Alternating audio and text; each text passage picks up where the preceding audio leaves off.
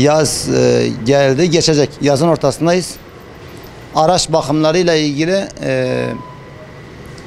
bizim tavsiyelerimiz öncelikle sıcak havalarda arabaların zarar görmemesi için sıvısına, suyuna bakmaları gerekir. Eğer su kaybı bir yerde kaçak varsa, ki bu eski arabalarda daha çok oluyor, onun suyunu, gözleri hararetli olması gerekiyor. Motorda ciddi hasar, ciddi zararla karşılaşabilirler eğer takip etmedi mi, göstergeye bakmadılar mı, suyuna bakmadılar mı, ciddi zarar görebilir motor. Onun dışında uzun yol yapacak olanlar veya şehir içinde lastiklerin en çok gümleme ile ilgili yaz sıcağında oluyor.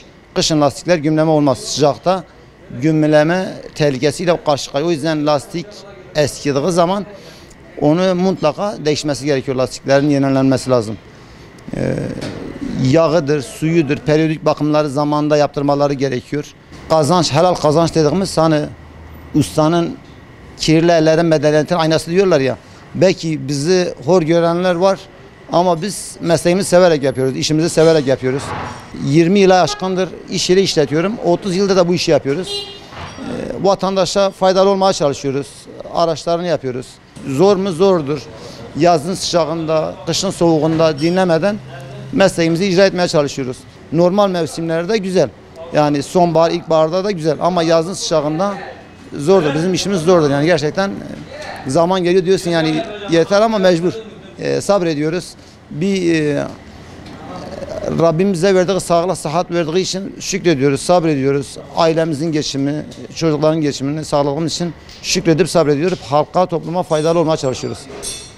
Valla sanayi işine uğraşıyoruz işte. Klima gazı falan basıyoruz şu anda sıcak havalardan dolayı. Odur, bakımları falandır, odur. Özellikle biz klima işine bakıyoruz. Klima gazı falan basıyoruz. Klimaların gazı bitiyor, işte hortumu patlıyor. Filtrelerin falan değişiyoruz. Ya işte hem motorun sıcaklığı vuruyor yüzümüze, hem tepeden sıcak vuruyor. Yani işimiz zor. Kolay değil. Tabii helal kazanç peşindeyiz yani. Hava sıcaktır işte abi. Terler içinde çalışıyoruz gördüğünüz gibi sizde. Urfa çok sıcak yani biz de bir meslek için biz uğraşıyoruz. Yani çoğusu sıcaklıktandır yani abi.